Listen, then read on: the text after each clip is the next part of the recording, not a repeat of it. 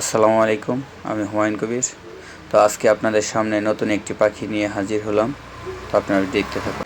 ভিডিওতে যে পাখিটি দেখতেছেন পাকড়া মাছরাঙা পাখি, এটাকে এমনে মাছরাঙা নামেও গ্রামের মানুষ চিনে থাকে। এই পাখির কিছু বৈশিষ্ট্য আছে, তা আপনাদের মাঝে আজকে তুলে ধরব। এটি মাছরাঙা পরিবারের একটি সদস্য।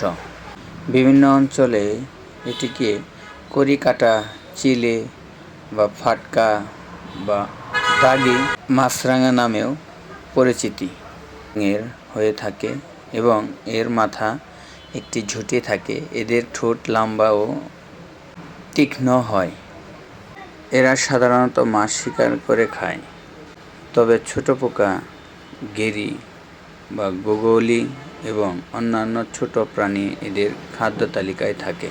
এদেরকে সাধারণত জল বা নদীর আশেপাশে দেখা যায়, কারণ এরা মাছ শিকার করে থাকে।